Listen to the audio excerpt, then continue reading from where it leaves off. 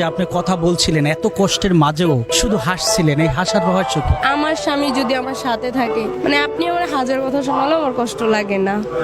এই যে আপনার স্বামী, তার মাঝে এমন কি খুঁজে পেয়েছেন যে হাজারো কষ্টের মাঝেও আপনি হাসতে পারেন? মানে ও হাজার খারাপ হলো, ওর ভিতরে কিছু না কিছু ভালো আছে, যেটা দেখলে ভালো লাগে আর কি, অনেক শান্তি লাগে, ভালো লাগে। এই কতটুকু ভালোবাসে? অনেকটা, মানে পুরো পৃথিবী যদি বলে আমাকে ছেড়ে দিতে আমি রাজি আছি। আজকে এই ক্যামেরার মাধ্যমে অনেকেই দেখবে আপনাদেরকে, কেমন লাগবে আসলে? অনেকটা ভালো লাগবে। পুরা স্বপ্নটা সত্যি না হলেও কিছুটা তো হবে এরকম। সারা জীবনে কি এইভাবেই ভালোবাসা থাকবে? হ্যাঁ অবশ্যই। মানে স্বামীর জন্য, ভালোবাসার জন্য পরিবারকে ছেড়ে দিই? ওই দিন আমার আব্বু আসছিল নিতে, কিন্তু আমি যাইনি, কারণ আমার বাচ্চাটার দিকে তাকাইলে আমার খুবই মায়া লাগে, যে আমি গেলে ওর বাবারে থুয়ে আমার বাচ্চাটার পরিচয় আমি কি দিব, তার জন্য কখনো যেতে চাই না। বাবাকে বলেননি যে যদি নীতি হয় আমাদেরকে মেনে নাও? আমার আব্বু আমার কথা হয়েছে যে বাচ্চা মেনে নেবে, আমাকে মেনে নেবে, কিন্তু আমার হাজবেন্ডকে মেনে নেবে না। এমন কি অপরাধ করেছে যে তাকে মেনে নেওয়া যাবে? ওনার দোষী হয়েছে যে উনি রাস্তার জগতের। আর যদি একজন মানুষ হিসেবে যদি মেনে নেয় তাতে দোষ কোথায়? এটা তাদেরকে অনেক বুঝাইছি, কিন্তু বুঝে না। তাদের কথা যে ও রাস্তায় বড় হয়েছে, ও নেশা পানি করে, এটা ওরা অবশ্য ও তো সব ছেড়ে দিয়েছে, কিন্তু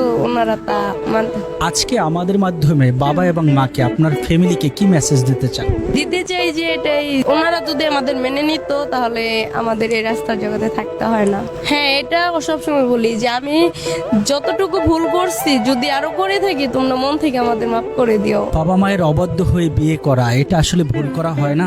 হ্যাঁ অবশ্যই হয়েছে, কিন্তু আমি তো তাদেরকে বুঝাইছিলাম যে আমার জন্য যদি ওই লোকটা ভালো হয়ে যেতে পারে তাহলে কি তারে ভালো করা উচিত না? ভালোবাসা থাকলে সবকিছুই সম্ভব।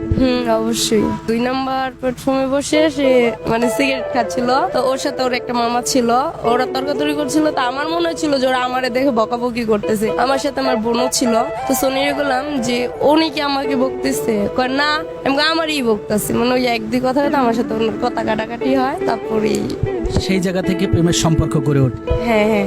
কখনো কি ভেবেছিলেন যে কমলাপুর রেল স্টেশনে আপনার স্বামীকে নিয়ে, সন্তানকে নিয়ে এভাবে জীবনযাপন করতে হবে?